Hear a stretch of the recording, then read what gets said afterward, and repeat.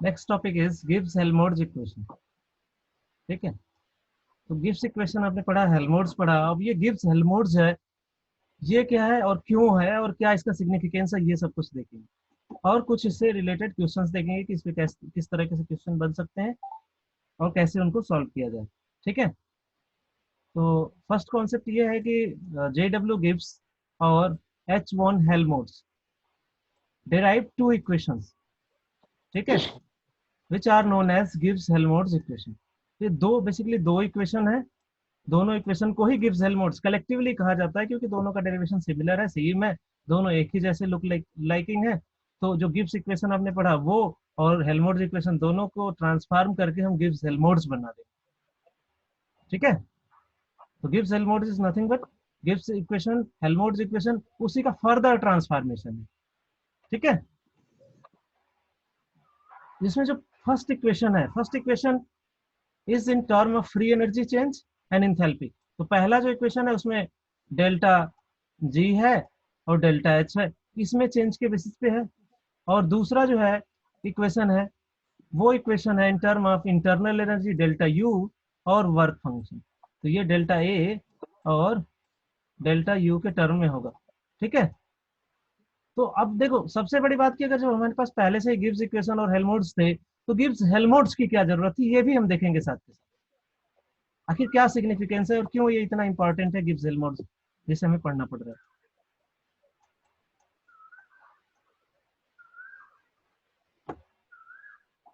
First है in term of free energy and enthalpy. इन दोनों के टर्म में देखें तो आपने गिब्स इक्वेशन पढ़ा था। ठीक है, आपने जो है पढ़ा था जी इक्वस टू एच माइनस का टी एस, ये पढ़ा था। अब इस इक्वेशन को डिफ्रेंशिएट कर दो, ये हो जाएगा D G equals to D H minus का टी डी एस माइनस का एस डी टी, माइनस का एस डी टी, ये एस होगा ये टी होगा,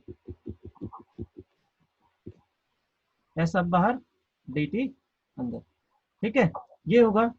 अब एच की वैल्यू अब रख दो। ठीक है, तो अब यहां से एच की वैल्यू को ट्रांसफॉर्म करो, H equals to U plus का पीवी, यही ना।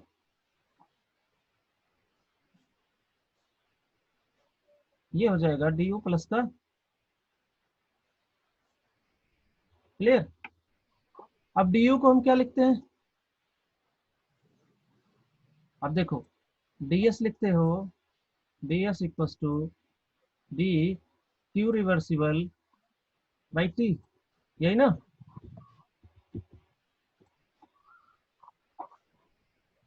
क्लियर। अब यहाँ से जो है D Q reversible at constant भी क्या होता है, आपका होता है डेल्टा यू। तो डेल्टा यू इक्वस टू आ जाएगा टी डी एस। आप यहाँ से इस डेल्टा यू की जगह रख दो टी डी एस। इस टी डी एस से ये टी डी एस कट जाएगा आपका, तो यहाँ से बचा एस डी टी और प्लस का वी डी पी, सॉरी ये वी डी पी होगा।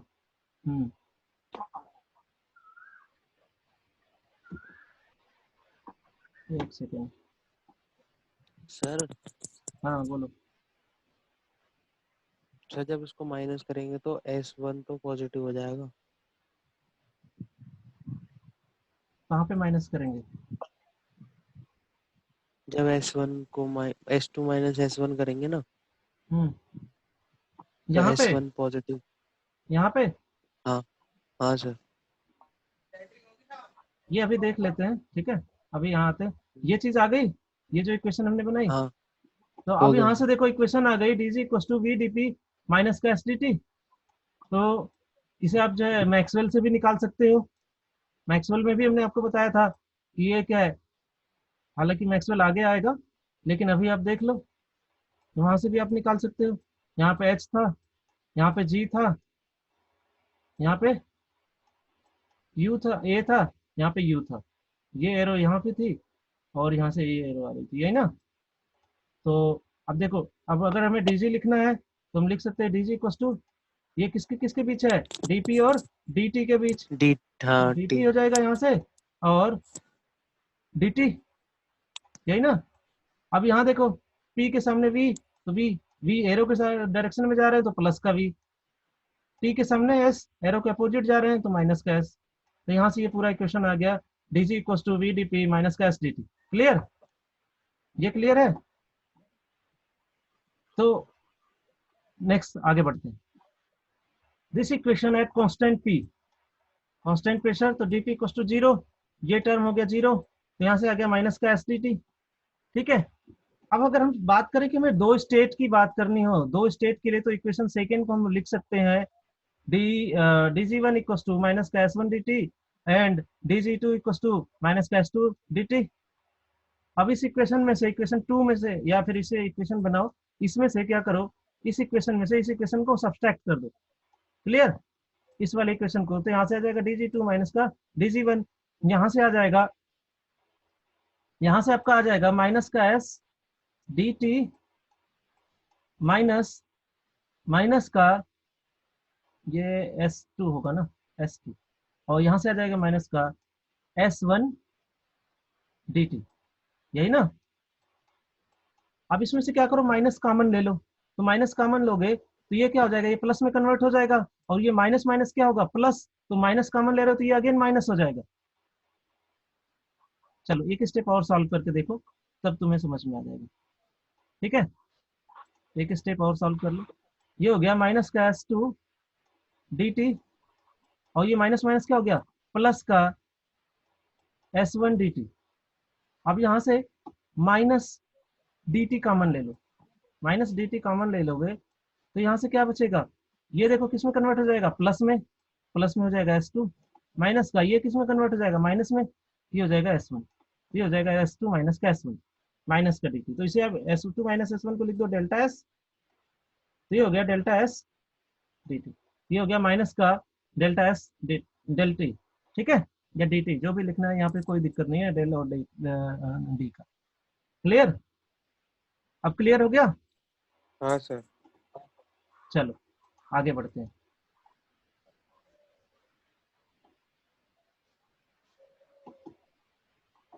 तो ये पूरा इक्वेशन आ गया, ये आ गया आपका del delta G equals to minus का delta S del T. Clear. अब ये सिंस हमने किस पे लिया था, कांस्टेंट पी पे, तो पूरा इक्वेशन है कांस्टेंट पी पे, del of delta G by del T of constant P at constant P equals to minus का डेल्टा एस।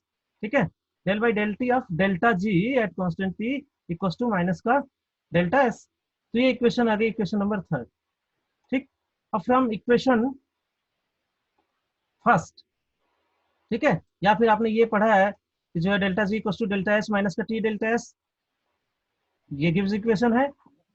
अब यहाँ पे प्रॉब्लम क्या हुई कि क्यों ट्रांसफॉर्मेशन करना पड़ा, ये थोड़ा सा हम डिस्कस कर लेते हैं। जो हम बार बार कह रहे थे कि सिग्निफिकेंस क्या है। देखो सिग्निफिकेंस ये है कि ये डेल्टा एस है, और डेल्टा एस को मेजर करना इतना आसान नहीं है।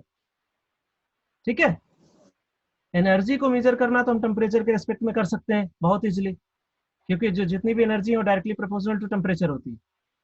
ठीक है, लेकिन इस डेल्टा एस को मेजर करना थोड़ा टफ होता है। तो हमें क्या चाहिए था कि इस डेल्टा एस को रिप्लेस करना है, हमें इस डेल्टा एस को केवल केवल रिप्लेस करना है, ताकि ये ना हो। और अगर ये नहीं होगा तो हमारी जो कैलकुलेशन होगी वो सारी एनर्जी बेस में चली जाएगी, और अगर एनर्जी बेस में चली गई तो बहुत ही अच्छा होगा। क्लियर। तो एक तो ट्रांसफॉर्मेशन ये है कि चलो ये डेल्टा एस निकाल लो आप, यहाँ से minus delta S equal to हो जाएगा डेल जी माइनस का डेल्टा एच बाई टी। ठीक है, अब आपको क्या करना है कि इस डेल्टा एस की वैल्यू पुट कर देनी, और जो है अगर आपको डेल्टा एस की वैल्यू पुट करनी है तो ऐसे निकल जाएगा, अगर आपको डेल्टा जी चाहिए तो डेल्टा एस की वैल्यू इस इक्वेशन में पुट कर दो। क्लियर। तो ये दोनों चीजें यहां से है कि आप कैसे इसे निकाल सकते हैं। तो मोस्ट प्रोबेबली हमें क्या पूछा जाता है, गिब्स फ्री एनर्जी या फिर इंथैल्पी, दो चीजें हमारे लिए सबसे ज्यादा इंपॉर्टेंट है। तो हम क्या करेंगे, इस इक्वेशन 4 में डेल टी एस की वैल्यू, डेल्टा टी एस की वैल्यू पुट कर देंगे, और ये डेल्टा टी एस की value minus delta T S की वैल्यू ये आएगी। ठीक है, तो यहाँ से डेल्टा एस क्या आ जाएगा, सॉरी डेल्टा एस आ जाएगा यहाँ पे, ये है, इधर माइनस कर दो। क्लियर? तो अब आप क्या करो कि डेल्टा एस की वैल्यू पुट कर दो। Put the value of delta S in equation, या फिर इक्वेशन 3 and 4, दोनों इक्वेशन से हमने बोला। तो put the value of delta S in equation 4।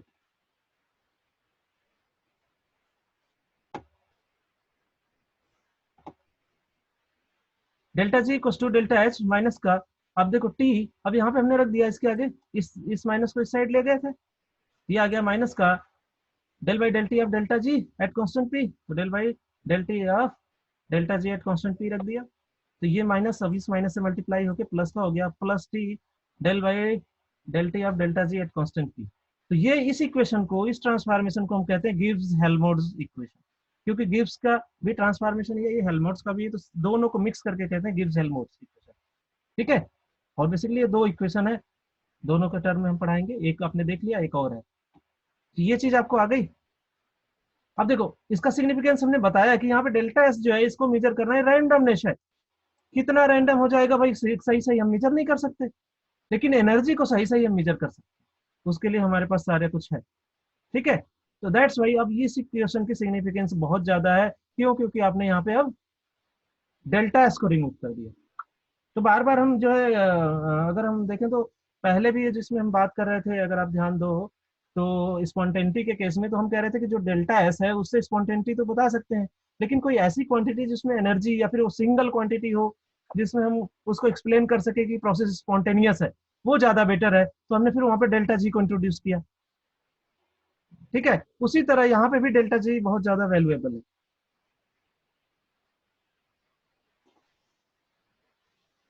Clear?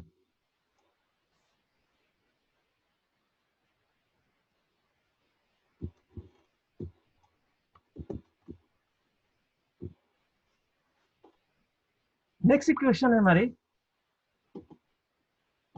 In term of internal energy and work function, A equal to U minus का T S. ये भी इक्वेशन आपको पता है, अब इस इक्वेशन को डिफरेंशिएट कर दो, जैसे हम वहां पे इक्वेशन को डिफरेंशिएट करके लाए थे, G equal to H minus का टी एस डिफरेंशिएट करोगे, यहाँ से आ जाएगा डी यू माइनस का टी डी एस माइनस का एस डी टी। ठीक है? आपको पता है from first law D U equal to D Q plus का P D V, from first law से पता है। अब क्या करो कि डी यू की वैल्यू रख दो डी क्यू प्लस का पी डी वी, हमने रख दिया D A equal to D Q plus का पी डी वी माइनस का टी डी एस माइनस का S D T. Second law से आपको पता है कि D Q equal to T D S, वहां पे आपने पढ़ा है ना, D S equal to D Q by T, तो ये वहां से आप ट्रांसफॉर्म करके D Q equal to T D S ले आओ।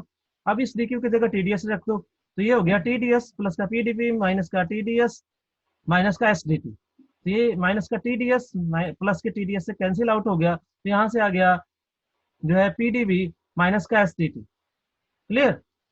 अगर आप इतना नहीं करना चाह रहे हो, अगर आपको बहुत जल्दी है, किसी कंपटीशन में बैठे हो, इजिली सॉल्व करना है, तो अगेन आप जो है मैक्सवेल के थर्मोडायनेमिक स्क्वायर को यूज करो, जो कि हम पढ़ा चुके हैं, दैट्स वाई हम बता रहे हैं। अदरवाइज जो है नेक्स्ट टॉपिक क्या है, मैक्सवेल है, तो आप वहां से सत्य प्रकाश वेरी टायर्ड याद करो, मैंने आपको बताया having good American uncle.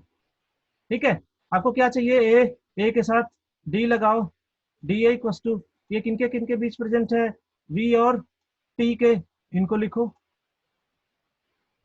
D we और डी टी। क्लियर? अब यहाँ पे ध्यान दो कि टी के सामने क्या है, एस, किधर जाओगे आप, अपोजिट जा रहे हो एरो के, तो टी के सामने एस, एस लिखोगे माइनस का एस टी टी। वी के सामने क्या है, पी, वी से कहाँ जा रहे हो, पी की तरफ, तो ये भी आएगा माइनस का पी। यहाँ पे प्लस का पी है क्या, कहीं से एक ट्रांसफॉर्मेशन में गड़बड़ हुआ है। ठीक है? माइनस का D U equal to D Q, ये माइनस का आना चाहिए, माइनस का पी डी वी। ठीक है? एक ट्रांसफॉर्मेशन चेक करो,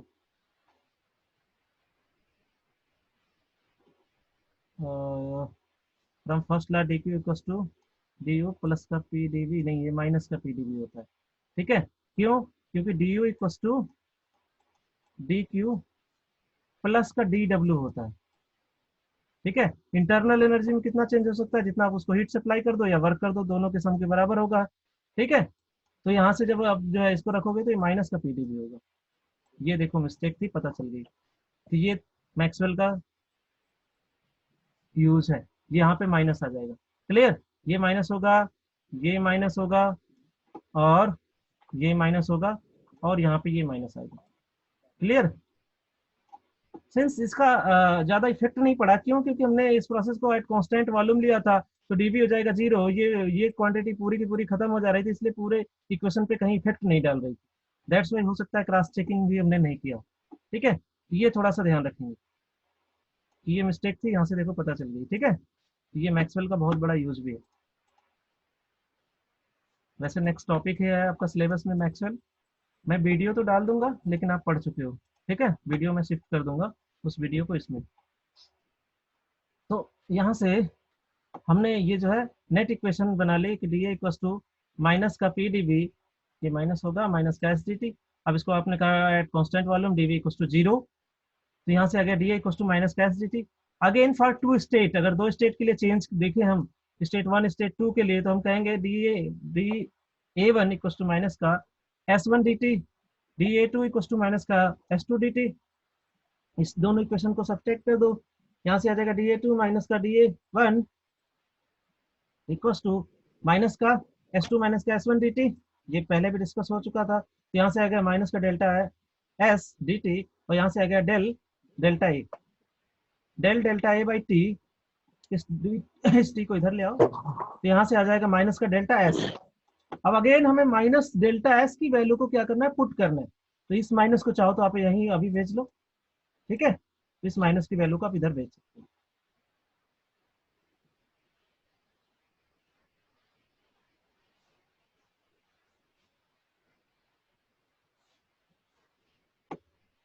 तो यहाँ से देखो फ्रॉम इक्वेशन, इससे हमने 0 लिखा है क्योंकि ऊपर लिखा नहीं था। ठीक है। तो इस इक्वेशन को, जो फर्स्ट इक्वेशन थी उसको हमने नहीं लिखा था, तो वहां से ये इक्वेशन आती है कि delta A equals to delta U minus का टी डेल्टा एस। ये आपने हेल्महोल्ट्ज इक्वेशन में पढ़ा है। ठीक है। हेल्महोल्ट्ज में ये आपने पढ़ा है। अब इस इक्वेशन को ट्रांसफॉर्म करो, डेल्टा एस की अगेन वैल्यू को आप इसके टर्म में लिख दो। ठीक है। तो यहाँ से आ जाएगा delta A equals to delta U minus का टी माइन, अब देखो ये माइनस साइन हमने क्या किया, इस साइड ले गए, तो यहाँ क्या हो गया, माइनस ये हो जाएगा प्लस का डेल्टा एस। तो डेल्टा एस की वैल्यू जब रखोगे तो माइनस का del by delta of delta A, ये माइनस इस माइनस से मल्टीप्लाई होकर अगेन हो जाएगा प्लस। तो यहाँ से आएगा delta A equals to delta U plus का T del by delta of delta A at constant B, क्योंकि हम पूरा प्रोसेस कांस्टेंट वॉल्यूम पे ले रहे थे। तो अगेन इस इक्वेशन में भी हमने डेल्टा एस को रिमूव कर दिया। यही इसका सिग्निफिकेंस है कि अब सब कुछ एनर्जी और टेम्परेचर के टर्म में हो गया, हम सब कुछ कैलकुलेट कर सकते हैं और हमें कोई प्रॉब्लम नहीं होगी। तो these two equations are very useful. ठीक है। तो ये हम कह सकते हैं कि ये बहुत ही यूजफुल है, और जो इसके बेसिस पे हम क्वेश्चन भी करके देखेंगे। This equation is also known as Gibbs Helmholtz equation, जो पहले वाला था वो भी, ये भी। These equations are applicable for all process in close system. तो कोई भी प्रोसेस क्लोज सिस्टम में हो रही है तो इसके लिए ये दोनों इक्वेशन बहुत ही हेल्पफुल है, और सारा हम जो है जो भी वैल्यू निकालने हम निकाल सकते हैं। नेक्स्ट जो आपका नेक्स्ट यूनिट है सिस्टम ऑफ वेरिएबल कंपोजिशन, वो ओपन सिस्टम के लिए ही है।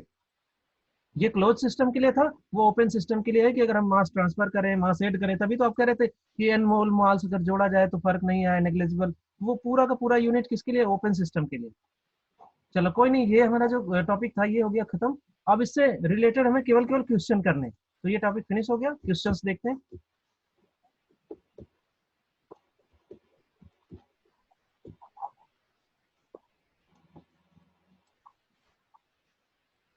Further reaction, H2 gas react with half O2 gas, convert into H2O liquid.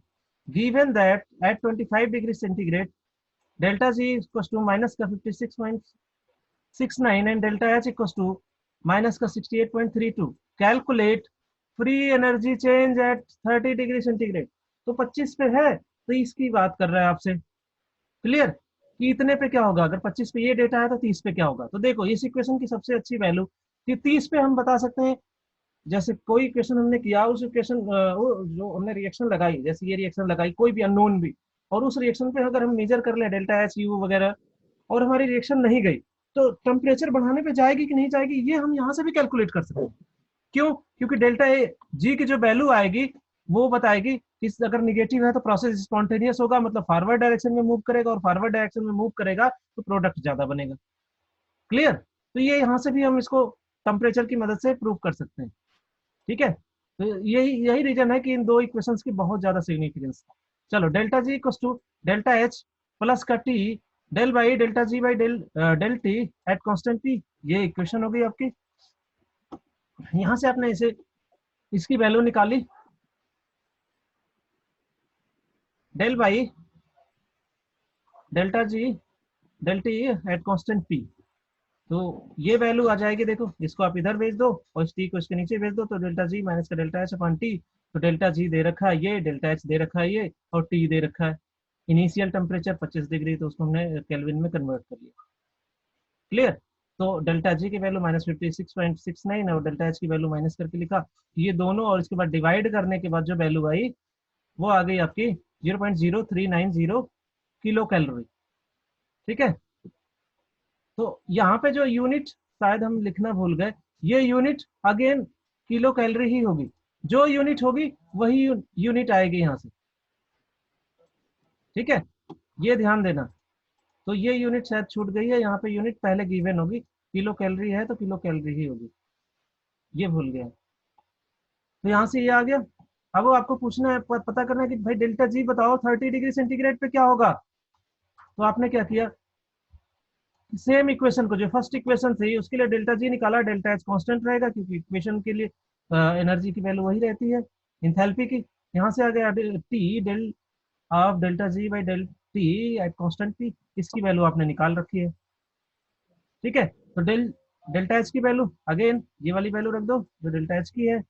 Temperature 3 degree पूछ रहा है, 30 डिग्री सेंटीग्रेड, तो 303 केल्विन, और ये जो आपने फ्रैक्शन कैलकुलेट किया था del del del by del T of delta G at constant P, तो 0.039। अब क्या करो, सिंपल सी इक्वेशन बन गई, इसको मल्टीप्लाई करो, इसमें से सब्सट्रैक्ट कर दो। मल्टीप्लाई किया तो आ गया 11.817, ये माइनस का 68.32, इसमें सब्सट्रैक्ट करोगे तो आ जाएगा माइनस का 56.503 किलो कैलोरी। ठीक है, तो जो यहाँ पे यूनिट है उसी में आएगी, अगर इसको कैलोरी में कन्वर्ट करना है तो 1000 से मल्टीप्लाई करके राइट आउट करो। नेक्स्ट क्वेश्चन है, देखो इसमें हमने डेल्टा जी पे ज्यादा क्वेश्चन इसलिए लिया है क्योंकि हमने बताया, पहले भी पढ़ाते वक्त बताया था कि जो ज्यादा सिग्निफिकेंस है वो डेल्टा जी का हमारे केमिस्ट के लिए है, डेल्टा ए का सिग्निफिकेंस फिजिक्स जो पढ़ते हैं उनके लिए ज्यादा होता है, तो इसलिए हम डेल्टा जी वाले क्वेश्चन ज्यादा लिए हैं, वही हमसे पूछा जाता है। Further reaction N2 + 3S2 convert into 2NH3 given free energy change at 25 degree centigrade and 35 degree centigrade. तो 25 और 35 दोनों पे फ्री एनर्जी चेंज पहले दे रखा है। अब पूछ रहा है कि ये फ्री एनर्जी दे रखा है कि माइनस का 33.089 एंड माइनस का 28.018 किलो जूल है। कैलकुलेट करो डेल्टा एच। अब इंथैल्पी चेंज ऑफ रिएक्शन पूछ रहा है। क्लियर? तो अब देखो हमने क्या किया कि इनकी सबसे पहले इक्वेशन लिख ली, जो इक्वेशन हमें आनी चाहिए, ये इक्वेशन है delta G equals to delta H plus का T del by del T of delta G at constant P. तो यहाँ से हमें जो गिवन डाटा है उसको भी हमने लिख लिया, डेल जी 1 298 पे ये वैल्यू, डेल जी 2 308 पे मतलब 35 डिग्री सेंटीग्रेड पे ये वैल्यू गिवन है। ठीक है, अब यहाँ से हमें क्या करना है कि D of del G by del T calculate करना है एट कांस्टेंट पी। तो आपको एक टेम्परेचर पे दे रखा है, दूसरे पे दे रखा है, उनका डिफरेंस ले लो और टेम्परेचर का भी डिफरेंस ले लो। ठीक है, तो एक तरीके से ये कह लो कि delta G by delta T कर दिया हमने। तो यहाँ से डेल डेल जो है जी की वैल्यू देखो, ये जो है G1 की वैल्यू हो गई, ये G2 की वैल्यू हो गई, माइनस का 28.018 और माइनस इन अगेन ब्रैकेट में माइनस 33.08089। टेम्परेचर 35 25, तो डिफरेंस तो सेम ही आएगा, 10 आ गया। यहाँ से इसको जब हमने आप सम किया तो यहाँ से आ गया 5.07, इसको सॉल्व करोगे तो 0.507 आ गया। क्लियर? इजी है क्वेश्चन। अब यहाँ से डेल्टा एच निकालो, डेल्टा एच इक्वल टू इस पूरे क्वांटिटी को, डेल्टा एच निकालने के लिए इस पूरे क्वांटिटी को आप क्या करो, इससे शिफ्ट कर दो, दिया जाएगा डेल्टा जी माइनस का T del of delta G by D T at constant P. तो यहाँ से आपने डेल्टा जी की वैल्यू रख दी, इसकी वैल्यू रख दी, तो डेल्टा जी की वैल्यू दे रखा है 309 पे, ये वाली वैल्यू माइनस का 28.018, और टी की वैल्यू कितनी होगी 35 के लिए 308 या 308 केल्विन। इसकी वैल्यू आपने कैलकुलेट कर ली है 0.507, तो ये 0.507 हो गया, माइनस का 28.018, इसको आप मल्टीप्लाई करो, दिया जाएगा माइनस का 156.156, इसको आप दोनों को सम कर दो तो यहाँ से आ जाएगा delta H equal to minus का 184.174। ठीक है, तो ये तो बहुत इजी स्टेप है, ये वाले ये तो आपको आते हैं, इसलिए मैं इसको सम करके नहीं दिखा रहा हूँ, ये बहुत इजी है। क्लियर? तो इस तरीके से इस पे बेस्ड क्वेश्चंस भी जो थे आपके वो खत्म हो गए, गिब्स हेल्महोल्ट्ज इक्वेशन हो गया, उससे बेस्ड क्वेश्चन भी खत्म हो गए। नेक्स्ट जो टॉपिक है वो है मैक्सवेल, और उसके बाद बचता है थर्मोडायनेमिक इक्वेशन ऑफ स्टेट्स। ठीक है, तो दो टॉपिक मेजर बचते हैं, वो भी फिनिश हो जाएंगे।